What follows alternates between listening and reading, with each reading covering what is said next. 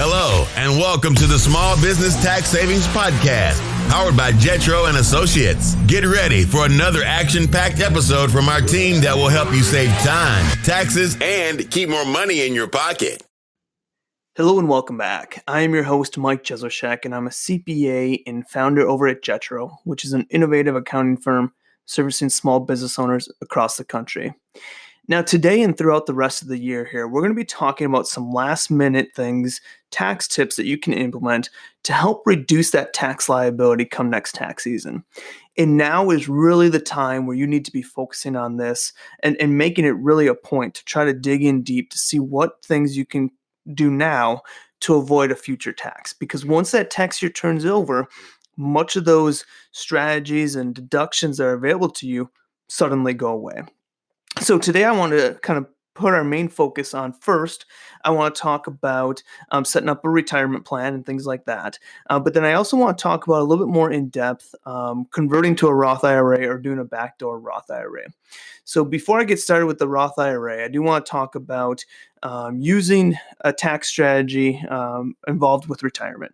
So as a business owner, there's a lot of ways where you can set up a retirement plan to help reduce your tax liability while also putting money away. And so if you haven't listened to some of our previous episodes on solo 401ks, SEP IRAs, simple IRAs, look into that episode first. But more so on this today, I want to talk about, first off, thinking about that. If you're in a position where you do have extra funds, think about possibly setting up a retirement plan to put those funds into.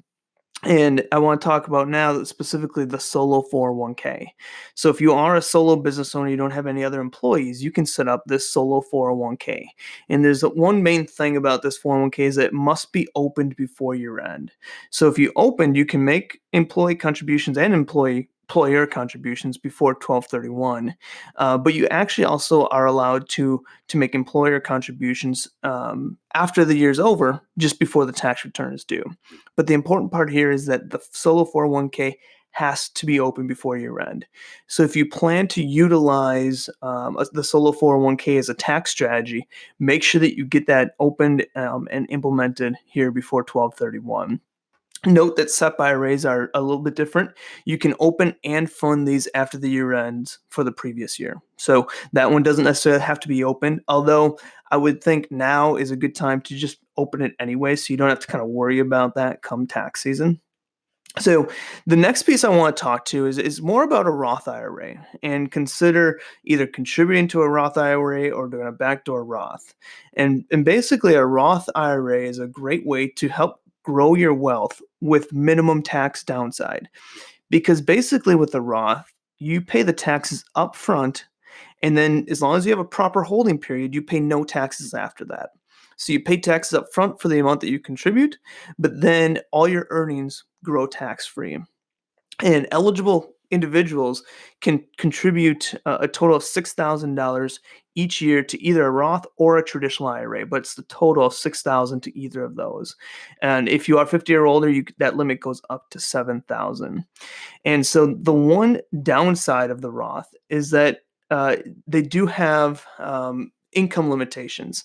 So the ability to contribute phases out once you hit adjusted gross income of $137,000 if you're single, or $203,000 if you're married. So once you hit those income amounts, you're unable to contribute through what we call the front door of a Roth IRA. So you can't just make a Roth IRA contribution. But here's the good news. So if you are over those limits, there's something called a backdoor Roth. And the backdoor Roth allows you to contribute to it even if you hit those phase-out limits. And there's basically three simple steps. First, you have to create a new traditional IRA and make a non-deductible contribution. The next thing you do is you convert the non-deductible traditional IRA to a Roth IRA. And then the third is that you pay any kind of applicable taxes if necessary. And so basically how a tax-free backdoor, so how it would look to have a completely tax-free backdoor Roth would be if that you were above the threshold, so you're above the 137 or 203 and have no existing IRAs. You then make a non-deductible contribution to a traditional IRA, And then shortly after that, you roll the funds from the non-deductible traditional IRA to the Roth IRA. So you then would now have a Roth IRA in place via the backdoor method, and you incurred no tax consequences there. Now, sometimes you might have a taxable backdoor Roth, and this happens. And let's just kind of use for an example. Let's assume you have a traditional IRA number one, and this IRA has a value of $12,000 that was funded entirely previously with deductible contributions. You could then create a traditional IRA number two, which is where you're going to fund with $6,000 of non-deductible contributions. You would then obviously convert, the goal here is to convert that new IRA to a Roth IRA. Well, the big thing here is that the IRS looks at all your IRA accounts combined when determining if you need to pay tax on the conversion. And in this scenario, you had $12,000 that were deductible contributions and $6,000 that was not deductible. So the IRS would look at that $12,000 and say that consists of 2/3 was previously untaxed money, because 2/3 of that 12 of the 18 total consisted of untaxed money. And so what you would have to do is, if you do convert that $6,000 non-deductible contribution, you would have to pay taxes on 2/3 of that contribution, which would be $4,000. So that's not your tax. That just gets added into your taxable income, that $4,000. Now, this can actually be avoided entirely if you roll your traditional IRA, so that traditional IRA number one, into your 401k plan. So if you convert your traditional IRA into a 401k plan, you can avoid any tax hit when creating the backdoor Roth.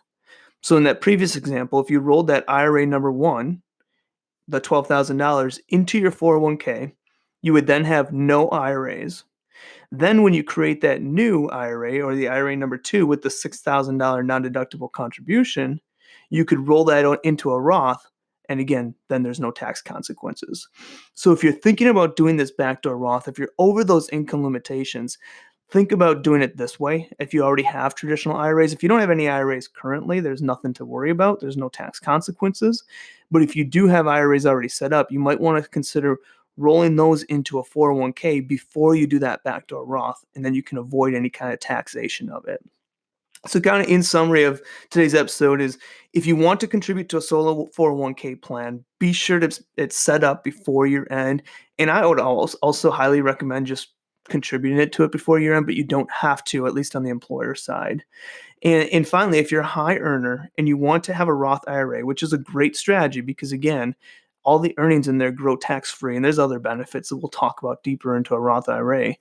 But if you're a high earner above the limitations, you can use the backdoor Roth technique, which involves making a non-deductible contribution to a traditional IRA and then rolling that money into a Roth IRA.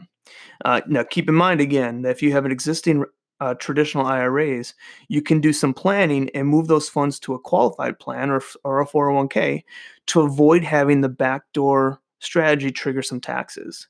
If you have no traditional IRA, then the non-deductible contribution to a new traditional IRA and then subsequent rollover to the Roth trigger no taxes.